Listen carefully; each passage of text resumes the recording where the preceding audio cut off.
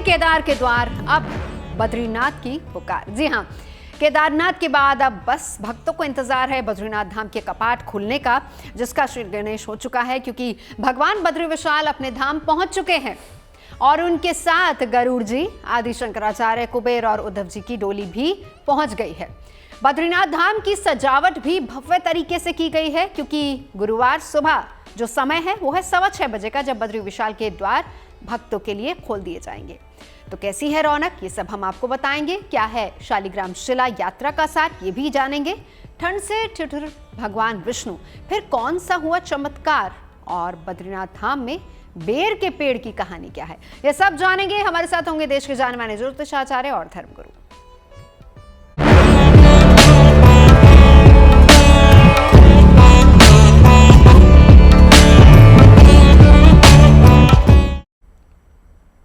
तो अब से करीब 14 घंटे बाद बद्री विशाल के कपाट खुलने वाले हैं।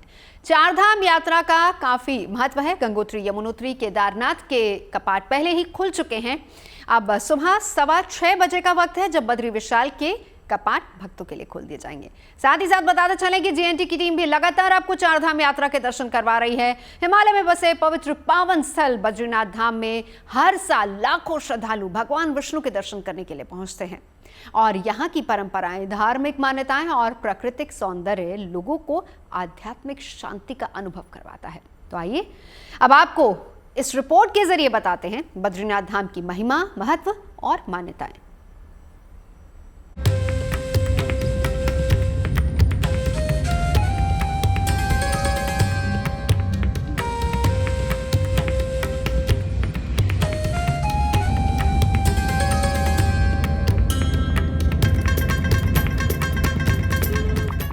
बद्रीनाथ धाम आस्था, प्राकृतिक सुंदरता और दिव्यता का अद्भुत मेल है। ये हिमालय की गोद में बसा एक ऐसा पावन स्थल है जहां बर्फ से ढकी चोटियां, ठंडी हवाएं और अलकनंदा का निर्मल प्रवाह एक दिव्य अनुभूति करवाता है। बद्रीनाथ धाम के कपाट अब खुलने ही वाले हैं। भक्तों को इंतजार अब चंद घंटों का है, जिसके बाद वो शुभ घड़ी आएगी जब एक बार फिर से भक्तों को बद्री विशाल के भव्य और दिव्य और अलौकिक दर्शन होंगे।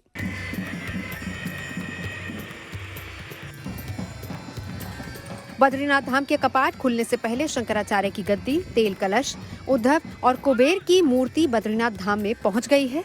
बद्रीनाथ धाम को रंग बिरंगे फूलों से सजा दिया गया है।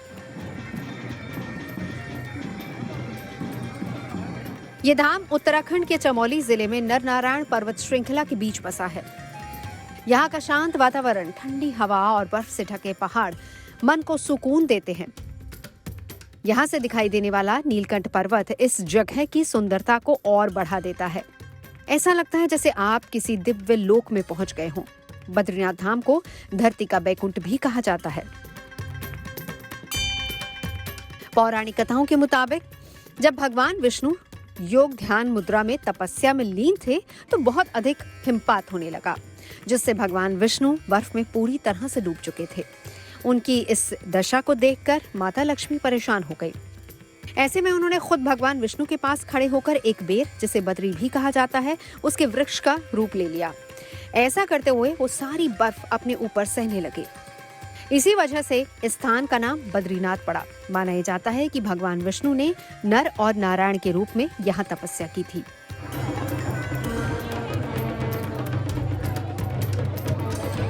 भगवान विष्णु का ये वो पावन धाम है जिसके बारे में कहा जाता है कि यहाँ दर्शन पूजन से भक्तों को बैकुंठ धाम का मार्ग मिल जाता है।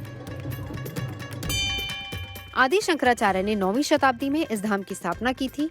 हालांकि आज जो दिव्य मंदिर दिखाई देता है उसका निर्माण गढ़वाल के राजाओं ने करवाया। यहाँ भगवान बद्रीनाथ बद्री विशाल के रूप में विराजमान है। उनकी मूर्ति ध्यान मुद्रा में है, जिसकी 4 भुजाएं हैं। 2 भुजाओं में विष्णु जी शंख और चक्र धारण किए हुए हैं, जबकि उनकी 2 भुजाएं गोद में योग मुद्रा में है। मंदिर का मुख्य द्वार सिंह द्वार कहलाता है। करीब 50 फीट ऊंचा ये मंदिर दूर से ही लोगों का ध्यान अपनी ओर खींचता है। पूरे मंदिर परिसर में बद्री विशाल के अलावा दूसरे देवी देवताओं की भी करीब 15 प्रतिमाएं हैं। बद्रीनाथ धाम में सिर्फ मंदिर ही नहीं, बल्कि यहाँ की हर चट्टान का धार्मिक महत्व है। अलकनंदा नदी के किनारे स्थित पंचशिलाएं यहाँ विशेष रूप से प्रसिद्ध हैं। इनमें नारद शिला, मार्कंडेय शिला, वराह शिला, गरुड़ शिला, नरसिंह शिला शामिल हैं। इन पंचशिलाओं को भगवान विष्णु के अलग अलग रूपों के प्रतीक में माना जाता है। बद्रीनाथ में कई पवित्र कुंड भी हैं जो श्रद्धालुओं के लिए खास आकर्षण का केंद्र हैं। इनमें सबसे प्रसिद्ध है तप्त कुंड।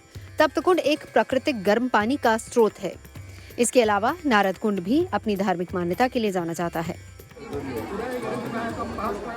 बद्रीनाथ धाम सिर्फ एक धार्मिक स्थल नहीं, बल्कि आस्था, प्रकृति और पौराणिक कथाओं का अनोखा संगम है। यहाँ का हर कोना, हर पत्थर और हर जलधारा किसी न किसी कहानी से जुड़ी हुई है। चमोली से कमल नयन सिलोड़ी के साथ bureau report, good news today. 14 घंटे 2 मिनट और 12 सेकंड का वक्त बचा है जब बद्रीनाथ के कपाट खुलने वाले हैं और इसको लेकर भक्तों में किस तरह का उत्साह है, कैसा है नजारा वहां पर, तैयारियां कैसी है, सब बता रहे हैं मेरे से होगी कमल नयन सिलोड़ी। कल सुबह 23 अप्रैल को सुबह 6:15 पर भगवान बद्री विशाल के कपाट खुलने जा रहे हैं। वहीं बद्रीनाथ धाम में इस समय व्यवस्थाएं चाक चौबंद हो चुकी हैं।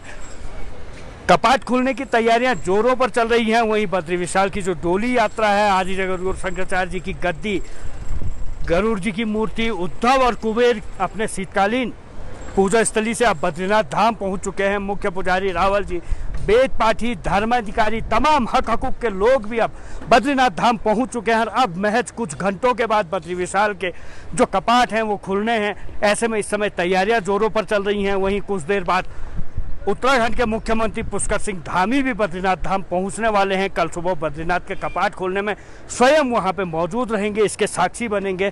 श्रद्धालुओं का उत्साह बद्रीनाथ यात्रा मार्ग पे हर तरफ दिखाई दे रहा है। वहीं पुलिस व्यवस्था जो है चाक चौबंद यहाँ पे कर दी गई है। हर कोई उत्साहित है क्योंकि अब 6 महीने बाद भगवान बद्री विशाल के कपाट खुल रहे हैं, तो वहीं उत्साह दिखाई दे रहा है। खासकर डोली यात्रा अब बद्रीनाथ धाम पहुंच चुकी है, हर किसी का उत्साह बना हुआ है। अब कुछ घंटों का इंतजार शेष रह गया है, ऐसे में हर कोई उत्साहित है। कमल नयन सिलोड़ी, बद्रीनाथ धाम, GNT। तो चलिए इसी को लेकर चर्चा करते हैं। खास मेहमान हमारे साथ जुड़ चुके हैं। स्वामी अवधेशपुरी महाराज जी हमारे साथ मौजूद हैं। सीधा उज्जैन से आचार्य राज मिश्रा जी भी हमारे साथ जुड़ चुके हैं। वाणी आर्या जी जुड़ चुकी हैं। साथ ही साथ आचार्य DP शास्त्री जी भी हमारे साथ मौजूद हैं।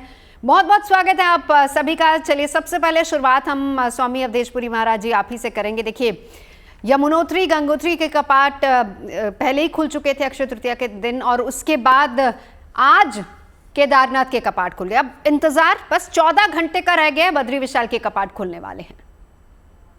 जी जी जी, ये बहुत ही सुखद संदेश है। और भगवान बद्रीनाथ के प्रति जो भक्त, जो हिंदू अपनी आस्था रखते हैं, वह इस घड़ी का बहुत ही बेसब्री से इंतजार कर रहे हैं। और उनको लग रहा है कि कब वह समय नजदीक आए और हम भगवान बद्रीनारायण का दर्शन करें, क्योंकि भगवान बद्रीनारायण का दर्शन करने के बाद अपने आप को हम धन्य महसूस करते हैं। धन्य महसूस करने के पीछे भी सनातन संस्कृति का, सनातन धर्म का बहुत बड़ा उसमें योगदान है, क्योंकि वो जगह इतनी पवित्र है अपने आप में कि साक्षात भगवान वहाँ विराजित हैं। भगवान की तपस्या स्थली है। भगवान शिव और पार्वती ने लंबे समय तक जब वहाँ तपस्या की तो वहाँ के तो कण कण में उनकी जो सत्ता है वह विद्यमान है। और फिर उस स्थान को पसंद किया भगवान विष्णु ने पुराणों के आधार पर। तो भगवान विष्णु बालक बन करके आए थे माँ शिव और पार्वती के वहां, और रोने लगे छोटे से बालक के रूप में, ऐसी कथा आती है। और फिर उस स्थान को उन्होंने अपना स्थान बनाना चाहा। भगवान शिव ने कहा ठीक, अब आप यहाँ आप रहिए और हम तो केदारनाथ चले जाते हैं, केदार नारायण में। तो कुल मिलाकर के भगवान विष्णु वहां एक लंबी तपस्या किए। माँ पार्वती स्वयं एक बद्री यानी बेर का वृक्ष जो होता है उसका रूप धारण करके उनकी उस तपस्या में सहयोग की हैं, उनका संरक्षण की उस समय, क्योंकि ठंडी बहुत अधिक थी। और कुल मिलाकर के भगवान विष्णु की पसंद का वह स्थल बना। भगवान विष्णु प्रत्यक्ष रूप से वहां विराजित हैं और भगवान शिव केदारनाथ में आ ही गए थे। तो कुल मिलाकर के यह बहुत ही एक दिव्य स्थल है, जहाँ पहुंचने पर जीव के अनेक प्रकार के अनेक जन्मों के जो पाप होते हैं उनका क्षय होता है। बिल्कुल। उनको जो जो वहां जाते हैं उनको भक्ति की प्राप्ति होती है। बिल्कुल महाराज जी, आगे इसी से जुड़ी कथा भी आपसे सुनेंगे। और बिल्कुल सही आपने कहा कि चारों धाम है, यमुनोत्री, गंगोत्री, केदारनाथ और बद्रीनाथ। सबसे पहले अब आगे बढ़ती हूँ, वान्या जी आपके पास आऊंगी। देखिए, भगवान विष्णु का धाम और कल गुरुवार का दिन है और इस दिन कपाट खुल रहे हैं, क्या संयोग बन रहा है? Thank you so much Navjot जी।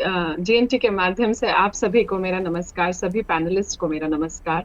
आज का दिन जो है और जो कल जो बद्रीनाथ धाम के जो कपाट खुल रहे हैं, ये अपने आप में बहुत ही ज्यादा खास दिन है, क्योंकि जो है ये शुक्ल सप्तमी तिथि है और यहाँ पर जो है गंगा सप्तमी का जो है व्रत भी जो है आज के दिन रखा जाएगा, जो बद्रीनाथ धाम के कपाट खुलेंगे और दिन भी गुरुवार है। तो एकदम जो परफेक्ट विष्णु जी के लिए जो दिन जो है समर्पित है, बहुत ही आस्था और मोक्ष की प्राप्ति और सैल्वेशन का टाइम, जो बद्री के जो भक्त हैं भगवान बद्री के, वो जो इतने टाइम से इंतजार कर रहे थे, ये अपने आप में वो खास पल, खास क्षण, दिव्य, अलौकिक, अद्भुत दृश्य जो है आप लोगों को देखने को मिल रहा है। हिमालय की गोद में जिस हिसाब से जो है पृथ्वी जैसे बर्फ से पूरी बर्फ की चादर जो है ढकी हुई है, पुनर्वसु नक्षत्र रहेगा 23 तारीख को, तो ये बहुत ही अपने आप में खास है। और पृथ्वी लोक की जो है भद्रा भी जो है रहेगी। सूर्यदेव ऑलरेडी अपनी उच्चस्थ राशि में है, गुरुदेव बृहस्पति जो है अपने मिथुन राशि में है, बुध जो है नीच के होकर मीन राशि में है और मंगल देव जो है वो भी जो है मीन राशि में है। तो बहुत ही खास ये दिन है, बहुत सारे, और शुक्र देव जो है वो भी अपनी ही वृषभ राशि में विराजमान है। तो ओवरऑल ग्रहों की स्थितियां काफी ज्यादा अच्छी हैं। एक एक भक्त को पूरा साल जो है इसका इंतजार रहता है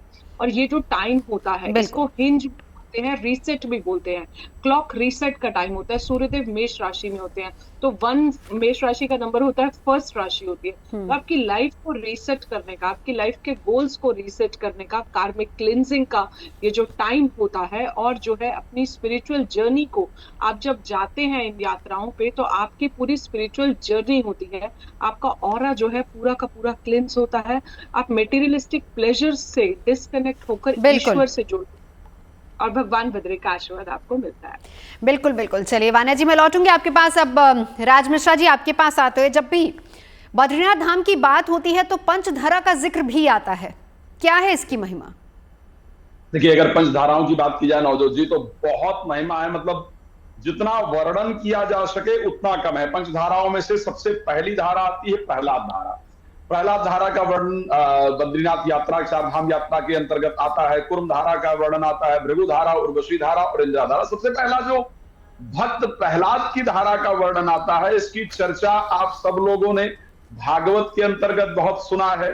इस भक्ति की कितनी पावर होती है, भक्ति की कितनी पराकाष्ठा होती है और भक्ति से भगवान कैसे रीझते हैं, ये अगर जानना है तो प्रहलाद धारा वहां से जुड़ी हुई है। आप सब लोग जानते हैं हिरण्याकश्यपु जो कि हिरणाक्ष के भाई हैं और प्रहलाद के पिता हैं, जब उनको यह पता चलता है कि मेरा जो पुत्र है वो देवताओं का संरक्षक है, भगवान का भक्त है, भगवान विष्णु का भक्त है, तो उस पर अत्यंत अत्याचार, जो घोर अत्याचार हो सकता है, उसको करने का प्रयास करते हैं। उसको अग्नि में जलाने का प्रयास करते, भक्त प्रहलाद को अग्नि में जलाने का प्रयास करते हैं, उनको जहर इत्यादि देने का प्रयास करते हैं। और भक्त प्रहलाद की उस निष्ठा के कारण, जहां पर एक समय ऐसा आता है जब हिरण्याकश्यपु कहता है कि बता तेरा भगवान कहाँ है, क्या तेरा भगवान इस खंभे में है?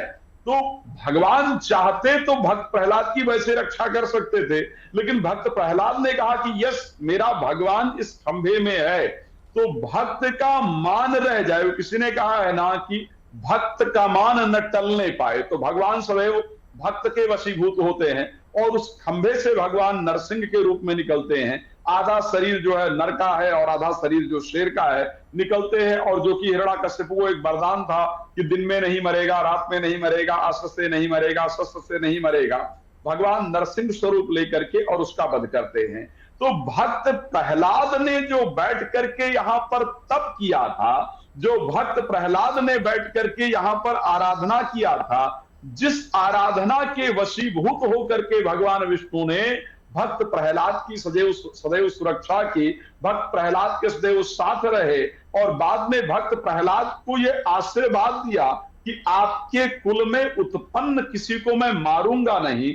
इसीलिए जब राजा बलि हुए भक्त प्रहलाद के आगे कुल के अंतर्गत, तो राजा बलि से जाकर के भिक्षा के अंतर्गत त्रिलोकी मांगा, ना कि उन पर प्रहार किया।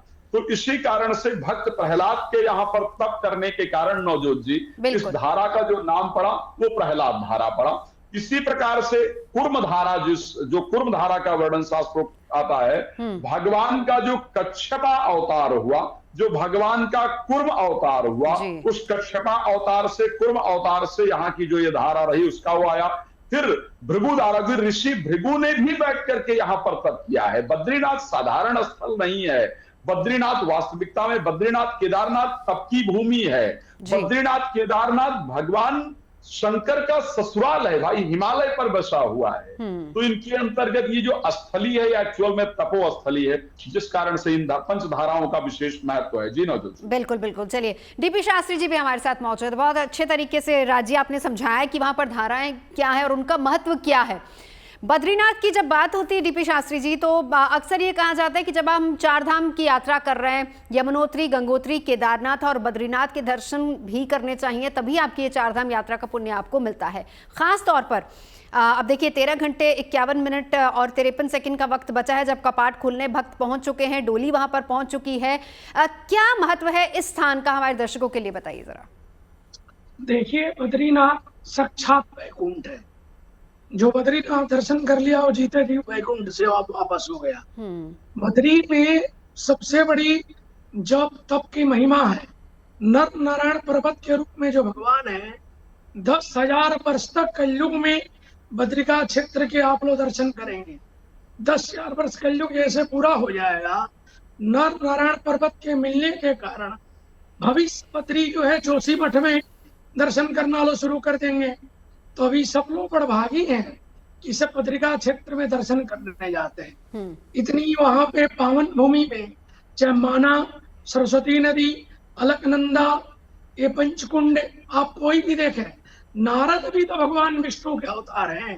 नारद कुंड के जो दर्शन करते हैं, भगवान के 24 अवतार में इनका भी अवतार माना गया है। कल पुनर्वसु जो नक्षत्र है, पुनः बसाने वाला, जो किसी के जीवन में पुनः बसा दे, कार्य की सिद्धि करे, धर्म की सिद्धि करे, मनोकामना की सिद्धि करे, वो नक्षत्र होता है पुनर्वसु।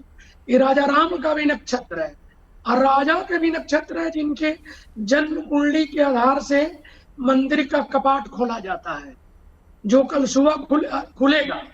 इसकी तो महिमा विशेष रूप से आपको दिखता है।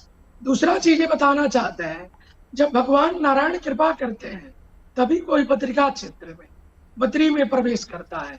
आज जो बद्री चला गया, कभी उसका जन्म नहीं होता है, यानी उदर में नहीं आता है, गर्भ सिस्टम में नहीं आता है, और कभी किंचित तो आता है तो कहीं राजा के घर में जन्म लेता है, या विद्वान होता है, या विदुषी होती है। इस तरह का परिवार पुनः उसको समाज में प्राप्त होता है। ये बद्रीनाथ की महिमा है। बिल्कुल, इसलिए लोग कोशिश करते हैं कि बद्री हम दर्शन जरूर करें और बद्रिका क्षेत्र में जाएं। बिल्कुल बिल्कुल। वापस से अवधेशपुरी महाराज, जब आपके पास आती हूँ, बेर से इसकी एक कथा जुड़ी है, अगर हमारे दर्शकों को आप सुना पाए। जी, बेर की कथा जी, दोबारा कहिए तो। जी महाराज जी, जानना ये चाहूंगी कि इसकी कथा बेर से जुड़ी हुई है, वो भी हमारे दर्शकों को अगर आप सुना पाए तो। हाँ हाँ, बिल्कुल ठीक बात है, बेर से तो जुड़ी हुई है। बद्री, बद्री का मतलब बेर ही तो है। बद्री बन, बेर का ही तो बन। जब भगवान तपस्या करने लगे थे ना, तो भगवान विष्णु तपस्या करने लगे, तो पार्वती जी स्वयं उनकी मदद करने के लिए एक बेरी का रूप धारण करके वह उनके ऊपर जैसे छाया करनी, आप ऐसा मानिए, उनकी ठंडी थोड़े बच सके। और भगवान एक लंबी तपस्या किए। जैसा कि मैं पहले भी कहा था, स्थान तो था भगवान शिव और पार्वती का, भगवान और शिव पार्वती की यह तपस्थली थी, लेकिन पसंद आ गया भगवान विष्णु को। क्योंकि आप एक बात अभी भी फील कर सकते हैं वर्तमान समय में, जब आप वहां जाकर के बैठेंगे तो जो व्यक्ति जीवन में कभी ध्यान नहीं किया होगा ना, उसका भी ध्यान वहां लग जाएगा। वहां की जो एनर्जी है वो इतनी पॉजिटिव है कि बैठते ही व्यक्ति का ध्यान लगता है। इसके पीछे जो मुख्य एक मनोवैज्ञानिक कारण है वो ये है कि वहां उस स्थान पर इतनी तपस्या हुई है कि वहां तपस्या के जो परमाणु हैं वो बहुत ही घनीभूत रूप से आज भी विद्यमान है। इसलिए वहां लाखों लोग जाते हैं, और एक झलक पाने के लिए इसलिए शायद लाखों लोग वहां के लिए लालच भी हैं कि उस स्थान पर अगर हम एक क्षण के लिए भी अगर पहुंच जाते हैं तो जिस प्रकार भगवान विष्णु का ध्यान लग गया था और माँ स्वयं वहाँ जो है लक्ष्मी जी जो है उनकी तपस्या को आगे बढ़ाने के लिए, तपस्या किसी प्रकार से खंडित न हो, उनका ध्यान इसी प्रकार से लगा रहे, इसलिए वो वीर का रूप धारण करती हैं। तो वही परमाणु आज भी वहाँ हमें देखने को मिलते हैं। जो भी वहाँ जाते हैं वो अपने अनेक प्रकार के दुखों से वहाँ मुक्ति पाते हैं। अनेक प्रकार के टेंशन में जो व्यक्ति आजकल जी रहा है, इसलिए थोड़ी देर के लिए वो बद्रीनाथ जाना चाहता है, केदारनाथ जाना चाहता है, गंगोत्री और जमुनोत्री जाना चाहता है, क्योंकि हम सभी जानते हैं यह देवभूमि है। देवभूमि का तात्पर्य है कि देवताओं की भूमि है, देवताओं ने यहाँ तपस्या की है, तो निश्चित रूप से वहाँ एक पॉजिटिव एनर्जी है और उसी पॉजिटिव एनर्जी को हम लोग फील करना चाहते हैं, इसलिए हम लोग वहाँ जाते हैं और हमारा भी वहाँ ध्यान लगता है। तो कुल मिलाकर के ये वो ध्यान का क्षेत्र है, तप का क्षेत्र है, साधना का क्षेत्र है, आराधना की वह स्थली है और उस स्थली पर हम सब लोगों को कम से कम एक बार जाकर के दर्शन भी करने चाहिए, ऐसी भी मान्यता है। तो निश्चित रूप से लाखों लोग आज वहाँ कतार में शायद इसीलिए हैं क्योंकि वो चाहते हैं कि हम भी इस स्थान पर जाएं। हमारे जो भी धार्मिक स्थल है उन सबका महत्व आखिर हमारे ग्रंथ बताते हैं। ग्रंथों में जिस प्रकार का वर्णन है उस प्रकार से हम आगे बढ़ते हैं। अलकनंदा नदी है, हम आज के दिन कम से कम आद्य जगत गुरु शंकराचार्य जी भगवान का नाम नहीं भूल सकते, क्योंकि वहां भी वो जो स्वयंभू मूर्ति निकली है उसमें अलकनंदा नदी से, उसमें भगवान आदि शंकराचार्य जी का बहुत बड़ा योगदान है। उनके द्वारा वह स्थापित वहां हुई है। तो उनकी जयंती के उपलक्ष्य में उनका स्मरण, बहुत ही पावन स्मरण आज आवश्यक है। तो मैं बताना चाहूंगा कि आदि शंकराचार्य भगवान नहीं होते तो आज शायद वहाँ लाखों का इस प्रकार से ये जो तांता लगा हुआ है शायद ये नहीं होता। तो आगे चल करके जब से लेकर के अब तक ये जो महिमा है वहाँ की, उसमें बहुत बड़ा योगदान आदि शंकराचार्य जी का है और हिंदू धर्म की पुनर्स्थापना के लिए आदि शंकराचार्य जी को जाना जाता है। बौद्धों की बहुत बड़ी, जब यहाँ हिंदू धर्म को एक प्रकार से क्षीण करने के लिए उस समय जो षड्यंत्र चल रहा था उसको रोकने के लिए आदि शंकराचार्य जी, भगवान शिव ही आदि शंकराचार्य जी के रूप में आए थे और उन्होंने हिंदू धर्म की पुनर्स्थापना। बिल्कुल महाराज जी, लौटूंगी आपके पास। अब वाना जी आपके पास आते हैं। खास तौर पर अगर हम मंदिर की बात करें तो उस मंदिर की क्या महिमा है, जरा उसके बारे में बताते चलिए। जी, बहुत ही खास ये जो है मंदिर अपने आप में बहुत ही ज्यादा शुभ है और बहुत सारे मैसेजेस जो है ये मंदिर हमें देता है। ये मंदिर में जो बद्री जी की मूर्ति है वो शालिग्राम स्टोन से बनी हुई है, तभी उसका जो वर्ण है वो भी काले रंग का है। तो शालिग्राम स्टोन जिसे विष्णु जी की रिप्रेजेंटेशन भी कहते हैं। और ये जो है सेल्फ मैनिफेस्टेड मूर्ति है, यानी कि अपने आप ही प्रकट हुई ये मूर्ति है। ये किसी मूर्तिकार द्वारा जो है ये बनाई नहीं गई है। और भगवान बद्री का ये मेडिटेटिव स्थल है। यहाँ पर जैसे कि अभी मेरे रिस्पेक्टिव पैनलिस्ट भी कह रहे थे कि यहाँ पर जो है अपने आप ही ऑटोमेटिकली इंसान का ध्यान लगने लग जाता है, क्योंकि ये है ही मेडिटेशन की प्लेस, ये है ही मोक्ष का स्थान। जो जाए बद्री वो ना आए उतरी, यानी कि एक मदर्स वूम में जो है वो इंसान जो है दोबारा आता ही नहीं है। जो जन्म मरण का जो काल चक्रव्यूह है उससे जो है उस व्यक्ति को जो है मुक्ति मिल जाती है। और भी अन्य यहाँ पर 15 डिफरेंट मूर्तियां हैं। उसमें गरुड़ जी की है, उसमें कुबेर जी की मूर्ति है और नर नारायण की जो है यहाँ पर मूर्ति है, जिनकी एक मात्र दर्शन मात्र से ही, तो आप खुद ही सोचिए कि वो कितना स्पेसिफिकली, कितनी उसकी जो है उसमें पावर्स होंगी। मैं कहती हूँ कि कितनी उसमें शक्तियां होंगी, अलौकिक अद्भुत शक्तियां, कि जो एक बार इंसान जो है अगर वहां विजिट कर लेता है तो वो जन्म मरण के चक्र से ही जो है वो उसका लाइफ जो है वो खत्म हो जाता है। गर्भगृह है यहाँ पर, दर्शन मंडप यहाँ पर है, यहाँ पर जो है आपका सभा मंडप भी है। 50 फीट ऊंची जो ये, इस पे मूर्ति पर भी जो है 50 फीट ऊंची जो है एक सोने की परत जो है वो भी जो है यहाँ पर चढ़ी हुई है। लक्ष्मी जी का जो त्याग है, जो लक्ष्मी जी की सरेंडरिंग है, जैसे उन्होंने विष्णु जी को बचाया एक बद्री का पेड़ का रूप धारण करके, ताकि उनको जो है धूप से वो बचे रहें, किसी तरह की गर्मी छाया ना आए, और उनकी जो मेडिटेशन है, जो उनकी तपस्या है वो भंग ना हो, उसमें कोई विघ्न ना आए, उसमें कोई ऑब्स्टेकल ना आए। तो यही से प्रसन्न होके ही जो उनका नाम ही तभी इस मंदिर का, तभी ये बद्री विशाल के नाम से पड़ा। तो कहीं ना कहीं इस बेर के जो पेड़ की जो है बहुत ज्यादा मान्यता है। तो जो लोग भी वहां पर जा रहे हैं वो वहां पर, अगर आप लोग मेडिटेट करते हो, कुछ टाइम वहां पर अगर थोड़ा सा आप स्पेंड भी करते हो उसके आसपास के ऑरा में, कहते हैं कि अब मंदिर के पूरे में ऑरा जरूर रहता है। तो बहुत ही खुशकिस्मत है वो लोग जो वहां पर पहुंच पाए हैं। जी। और कहते हैं कि भगवान बद्री की रजामंदी बिल्कुल के बिना हर इंसान जो है वहां पर विजिट कर भी नहीं सकता। So it is purely a spiritual call बिल्कुल। Which not everybody receives. बिल्कुल। और इसी के साथ हमें यहाँ एक छोटे से ब्रेक के लिए रुकना होगा और आज केदारनाथ धाम के कपाट भी खुल गए हैं। केदारनाथ की महिमा के बारे में भी बात करेंगे और बद्रीनाथ के कपाट खुलने में बस कुछ ही घंटों का वक्त और बचा है। खुले केदार के द्वार, अब बद्रीनाथ की पुकार, आज हम इसी को लेकर चर्चा कर रहे हैं। आज सुबह 8 बजे शुभ मुहूर्त में केदारनाथ के कपाट खुल चुके हैं और कल सुबह 6:15 बजे का मुहूर्त है जब बद्रीनाथ धाम के कपाट खोलेंगे। और इसी को लेकर आज हम अपने खास पैनलिस्ट से चर्चा भी कर रहे हैं। महिमा केदारनाथ की, महिमा बद्रीनाथ की आपको बता रहे हैं। डीपी शास्त्री जी, आपका अपना अनुभव कैसा रहा है केदारनाथ, अगर आप गए हों, अगर उसकी महिमा के बारे में थोड़ा सा बताएं, क्योंकि साथ ही साथ ये तस्वीरें भी हम दिखा रहे हैं सुबह 8 बजे का वक्त, जिस वक्त मंदिर के कपाट खुले थे। शास्त्री जी। कई बार मौका मिला है, हम तो एक दिन में ही केदारनाथ और बद्रीनाथ के दर्शन किए, एक ही दिन में। सुबह बाबा केदारनाथ, शाम को बद्रीनाथ। ये सौभाग्य रहा है। केदारनाथ देखिए, ज्योतिर्लिंग में बाबा की ऐसी वहां पे अद्भुत छटा है, छवि है, प्रकृति की सुंदरता है, एक शांत चित्त का एक वातावरण है। तब जब तब का इतना बड़ा हुआ कण में अंश जो समाहित है, जो केदार जाता है ना, वो अपने चंद्र दोष की निवृत्ति कर लेता है, या कुंडली में कहीं से कोई ग्रह दोष है उसकी भी उसकी निवृत्ति हो जाती है। सौभाग्य का भी कारक माना गया है। धन धान यश कृति की प्राप्ति होती है। केदारनाथ 12 ज्योतिर्लिंग में सबसे अद्भुत ज्योतिर्लिंग है। सब ज्योतिर्लिंग अपने आप में अद्भुत है और सबसे कठिन भी रास्ता था पहले के जमाने में। अब तो सब व्यवस्था हो गया, हेलीकॉप्टर से जाइए, पैदल जाइए, गवर्नमेंट की इतनी सारी व्यवस्था हो गई है। आज जो नक्षत्र इत्यादि का योग हम लेते हैं, पुनर्वसु गुरु के नक्षत्र गुरुवार के दिन में बाबा के दर्शन और बाबा का पूजन प्रारंभ हो रहा है। ये भी एक विशेष रूप से अच्छा माना जाता है। और आदमी का, जो व्यक्ति का जो संकल्प होता है, हर व्यक्ति तीर्थ में कुछ कुछ सोच के जाता है। बिल्कुल। किसी को धन चाहिए, किसी को राजतंत्र में उपलब्धि चाहिए, किसी को परिवार व्यापार में सुख शांति चाहिए। बाबा सबके मन के शुद्ध है और सबके मन के आशीर्वाद भी प्रदान करते हैं। बिल्कुल।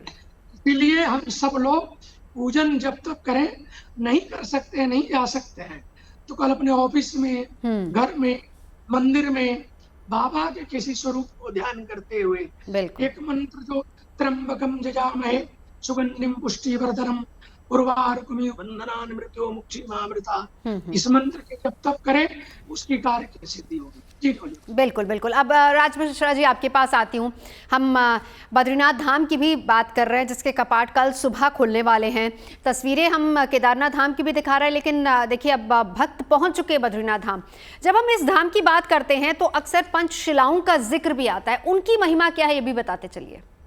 पंचशिलाओं में अगर बात किया जाए नवजोत जी, तो यश नारद शिला का वर्णन आता है, मार्कंडेय शिला का वर्णन आता है, वाराह शिला का वर्णन आता है, गरुण शिला और नरसिंह शिला का वर्णन आता है। मैं एक बात आपको बता दूं, इन शिलाओं पर अगर मैं एक एक करके चर्चा करूंगा तो मुझे लगता है कि एक एक घंटे का समय बहुत कम होगा, लेकिन मैं आता हूं विस्तार से। पहले एक और बता दूं कि श्री रामचरितमानस के अंतर्गत बद्रीनाथ धाम को लेकर के माता लक्ष्मी वहां स्वयं निवास करती हैं। इसका वर्णन भी किष्किंधा कांड के एक दोहे के अंतर्गत कहा गया है, जहां माता जानकी का जो रास्ता है वो कैसे प्राप्त होगा हनुमान जी इत्यादि पूरी सेना को, उसको लेकर के गुफा के अंदर बताती हैं कि आप ऐसे जाएंगे, ऐसे आपको जटायु के भाई प्राप्त होंगे, वो आपको रास्ता बताएंगे और वहां से जाएंगे। और बदरी बन कहा सो गई प्रभु अज्ञाधर शीस, उर्धरि राम चरण जग जो बंदत अजईस, जिसकी ब्रह्मा इत्यादि भी वंदना करते हैं, वो धाम है बद्रीनाथ। अब अगर मैं नारद शिला के सबसे पहले आपके प्रश्न पर आता हूं, नारद शिला को लेकर के श्री रामचरितमानस के बालकांड अगर दोहा नंबर हम 124 पर जाएंगे तो गोस्वामी जी ने बहुत सुंदर लिखा है कि एक समय नारद जी, जिनको कि मैंने कल या परसों के कार्यक्रम में भी आपके साथ बताया था कि जिनको कि श्राप मिला हुआ था प्रजापति दक्ष का कि एक स्थान पर सिर्फ उतनी देर ही आप खड़े रह सकते हो जितनी देर एक गाय को दुहा जा सकता है। लेकिन वो पहुंचते हैं बद्रीनाथ धाम में, जो कि तपोक स्थली है, जो कि सुंदर स्थल है। गोस्वामी जी ने लिखा है कि सुमिरत हरि श्राप गति बाधी और सहज विमन मन लाग समाधि, मुनि गति देख सुरेश डराना, कामी बोल कीन्ह सनमाना। जहां पर श्राप भी अपना असर ना कर पाए और जिस जगह पर बैठ करके तप कर लेने से देवता इत्यादि भी डर जाएं, इंद्र इत्यादि भी डर जाएं, जहां की तपस्या इतनी पावरफुल होती है, वो जगह है बद्रीनाथ। वहां पर बैठ करके महामुनि नारद ने तप किया था और उनका तप का प्रभाव इतना बढ़ गया था कि स्वर्ग के राजा इंद्र इत्यादि भी डर गए थे। और तब उन्होंने उनकी तपस्या को भंग करने के लिए कामदेव को भेजा था। कामदेव भी नारद के तप को समाप्त नहीं कर पाते हैं, भंग नहीं कर पाते हैं। वो स्थान, उस जगह नारद जी के तपस्या के करने से उस जगह का नाम पड़ा नारद शिला। वहीं पर नारद कुंड भी पूरी तरीके से स्थापित है। मार्कंडे के बारे में हम सब लोगों ने सुना है कि मार्कंडे ऋषि को श्राप था। 16 वर्ष की उनकी सिर्फ आयु थी और ये उनको मिला था कि आप 16 वर्ष ही अपना जो जीवन है व्यतीत करेंगे, उसके बाद आपको मृत्यु प्राप्त हो जाएगी। उनके पिता ने उनको सुंदर ये ज्ञान दिया कि आप भगवान शिव का स्मरण करें, और भगवान शिव का स्मरण करने से, भगवान शिव का तप करने के कारण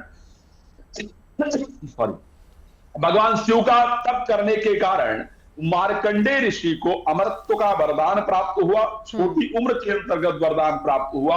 वहां पर महामुनि मार्कंडे की तपो स्थली है, इसलिए उस स्थान को मार्कंडे पुराण कहा, मार्कंडे शिला कहा जाता है। 12 शिला के बारे में अगर चर्चा करें नवजोत जी, अगर आप समय हो तो बताएं या फिर आगे चलेंगे? बिल्कुल, चलिए बाकी शिलाओं का जिक्र आगे करेंगे। एक बार जरा हमारे साथ इस वक्त महाराज जी लगातार जुड़े हुए हैं, अवधेशपुरी महाराज जी। स्वामी जी, एक छोटी सी कथा भी हम आपके श्रीमुख से सुनना चाहेंगे। बहुत प्रसिद्ध सी बात मैं आपको बता दूं कि प्रजापति, हम सभी लोग जानते हैं कि इसी स्थान से जुड़ी हुई एक बहुत बड़ी महत्वपूर्ण कथा है कि प्रजापति धर्म, उनकी पत्नी जो है मूर्ति देवी ने एक बार ये इच्छा व्यक्त की कि भगवान विष्णु मेरे पुत्र के रूप में पधारे, आप हमारे पुत्र बने। पुत्र बनने की जो इच्छा है वो बहुत पुरानी है, और आपको ये भी पता है कि भगवान राम भी जब पुत्र बन करके आए हैं तो यहाँ भी आखिर मनु और शत्रुपा जी की तपस्या का ही वर्णन है। तो ऐसे ही आज मूर्ति देवी ने तपस्या की है, तब भगवान उनके यहाँ उनको आशीर्वाद दिए कि आप निश्चिंत रहिए, हम यहाँ आते हैं। और फिर भगवान नर और नारायण के रूप में वहां पधारते हैं। तो वहां जो नर और नारायण, ये जो पर्वत हैं, ये अपने आप में बहुत दिव्य हैं और बहुत ही महत्वपूर्ण हैं, साक्षात भगवान का स्वरूप हैं और वह स्थिर हैं वहाँ। तो कहने का तात्पर्य ये है कि जो इनका दर्शन करते हैं, जो लोग वहां जाकर के तपस्या करते हैं, वो भी जन्म और मरण के इस चक्र से मुक्त हो सकते हैं। ऐसी वह दिव्य स्थली है। तो कहने का तात्पर्य ये है कि बद्री नारायण में जाकर के हम लोग अपने मन को पवित्र करने के लिए वहाँ एक झलक पाए, वहाँ अगर समय मिले तो थोड़े बैठें, साधना करें, ये बहुत आवश्यक है। हमारे पुराणों ने और वेद शास्त्रों ने जो जो धर्म के बारे में कहा है, वो सारी की सारी चीजें आज भी विद्यमान हैं। इसीलिए क्योंकि आखिर उनमें कुछ वैज्ञानिकता है, उनमें कुछ उनकी जो धार्मिकता है, उस धार्मिकता में ही वैज्ञानिकता छिपी है।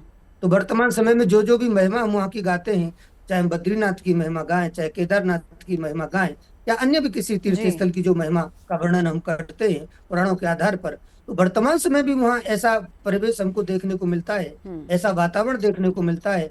वहाँ जाने के बाद हमारे मन को शांति बिल्कुल, कहते पॉजिटिविटी बहुत ज्यादा वहां पर मिलती है, और ये जो वहां पहुंच गया केवल वही उसको फील कर सकता है।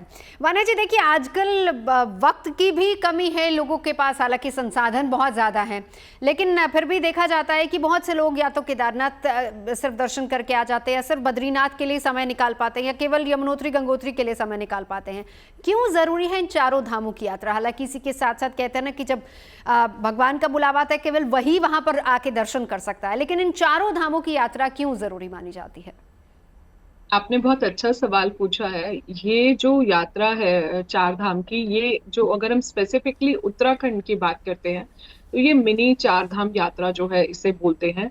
और क्यों जरूरी होती है, ये बहुत ज्यादा इंपॉर्टेंट है। ये स्पिरिचुअल मटेरियलिस्टिक डिस्कनेक्ट बहुत ज्यादा जरूरी होता है, स्पिरिचुअली अलाइंड होना बहुत जरूरी होता है। आज रोजमर्रा की जिंदगी में जिस हिसाब से स्ट्रेस लेवल्स हैं, तो वहां पर जो है जब आप विजिट करते हैं, आपको वो ऑरा जो मिलता है, जो आपको एनर्जी जो मिलती है, जो आपका स्पिरिचुअली रीसेट होता है, जो आपका यूनिवर्सल अलाइनमेंट होता है, आपका कॉस्मिक रीअलाइनमेंट होता है, स्पेशली इस समय पर, क्योंकि सूर्यदेव जो है इस टाइम पर अपनी उच्चस्थ राशि में है। प्लस जब ऑल ओवर द वर्ल्ड से जब टूरिस्ट विजिट करते हैं, ये कहीं ना कहीं एक कल्चरल एक्सचेंज का बहुत अच्छा टाइम होता है।